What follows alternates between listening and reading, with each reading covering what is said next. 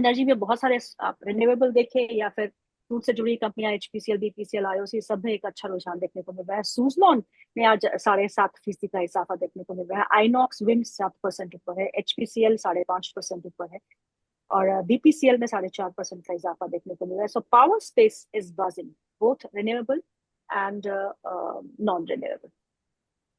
Energy space देखिए, new norm जो है वो बदल रहा है।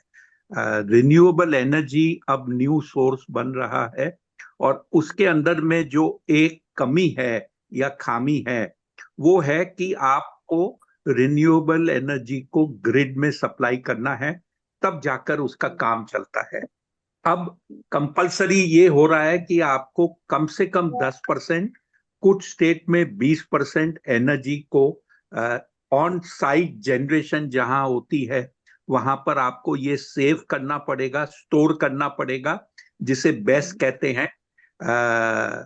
और ये होने के बाद में आप देखेंगे कि रिन्यूएबल पावर भी एक तरह से आप उसको जनरेट करके जब रिक्वायरमेंट हो तब आप उसको ग्रिड में ट्रांसफर कर सकते हो। ये एक नया मीडियम हो जाएगा पावर जनरेट करने का।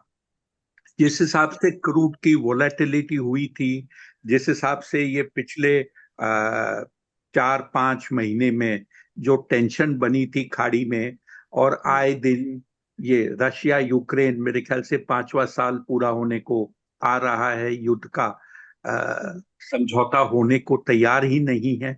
ये सब देखते हुए पावर के लिए आपको अब फॉसिल फ्यूल के अलावा कुछ न कुछ देखना पड़ेगा, जो शायद रिन्यूएबल रिप्लेस कर सकती है।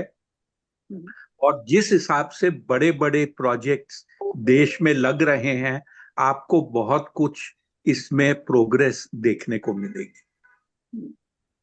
और क्लियरली रिफ्लेक्टेड है आज प्राइस में। आज कुछ ऐसे स्टॉक्स भी है जिन्होंने अपने 52 हफ्ते का उच्चतम स्तर छुआ है। आज पावर स्पेस से है टाटा पावर, जो बहुत समय से एक लेथार्जी में चल रहा था, लेकिन पिछले 1 से 1.5 महीने में एक अच्छा मोमेंटम है और आज भी 3% ऊपर है, 421 के आसपास का स्तर है 52 हफ्ते के उच्चतम स्तरों पे। और कोई अदानी पावर में भी आज 1.5% का इजाफा है, 184 के आसपास का लेवल देखने को मिल रहा है। ये भी अपने 52 हफ्ते के उच्चतम स्तरों पे है। एनएमडीसी ये भी अपने 52 हफ्ते के उच्चतम स्तरों पे है, 1.5% का इजाफा है, 87.20 का यहाँ पे स्तर देखने को मिल रहा है। पावर इंडिया 8% ऊपर है ना। अडानी एनर्जी में भी एक नया उच्चतम स्तर 52 वीक हाई, और 1185 के आसपास ये सब स्टॉक्स काम काज करते हुए।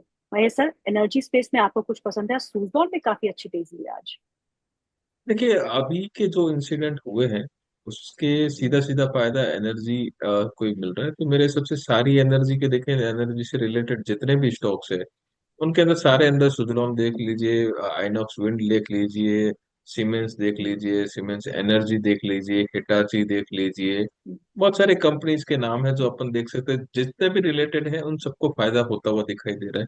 वैसे लॉन्गर टर्म सबको पता है कि भाई एनर्जी स्पेस अच्छा करने वाला है, पावर सेक्टर में अच्छी है, लेकिन ये जो शॉर्ट टर्म डिस्ट्रप्शन हुआ है इसके कारण से जो एक शॉर्ट टर्म एडवांटेज मिल रही है, ये एक कहीं ना कहीं पे सबको एक थोड़ा सा शॉर्ट टर्म बेनिफिट की ओर लेके जा रही है। इसके कारण से सबके जो है नंबर्स भी थोड़े थोड़े चेंजेस होंगे, नंबर्स इम्प्रूव होके आएंगे। तो मेरे हिसाब से पावर स्पेस में अगर आप अदानी पावर देखेंगे तो अदानी पावर यहाँ से भी थोड़ा सा अट्रैक्टिव लग रहा है, और कहीं ना कहीं पे ये आगे आने वाले दिनों में रीरेट होता हुआ दिखाई देगा। तो मेरे हिसाब से अब तक हमारा जो एजम्पशन था वो कि 180 190 की रेंज में था, अब वो बढ़ के कहीं ना कहीं पे 220 से 250 की रेंज के अंदर आता हुआ दिखाई दे रहा है। तो इसी के हिसाब से आपके दूसरे भी काउंटर जो भी है वहां पे भी थोड़ा मोमेंटम देखने को मिला है।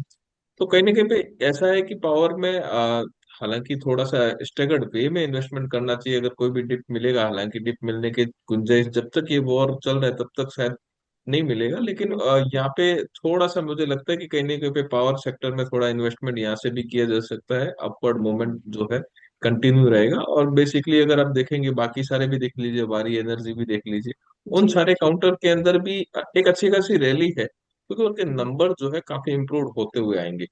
तो मेरे हिसाब से ये सारे काउंटर हैं जहाँ पे अभी भी ध्यान में रखा जा सकता है, और मोमेंटम अभी भी पॉजिटिव है। लाइक आपने सुजलोन के जो काफी बीटन डाउन हो चुका था, और पिछले कुछ सालों में बैलेंस शीट काफी इंप्रूव हुई थी, तो यहाँ पे अभी भी गुंजाइश है सुजलोन में, यहाँ से भी अगर मीडियम टर्म देखेंगे तो 60 से 65 की रेंज देखने को मिल सकती है। लॉन्गर टर्म यहाँ से भी एक अपसाइड 75 तक के लेवल, 75 से 80 तक के लेवल उसमें देखने को मिल सकते हैं।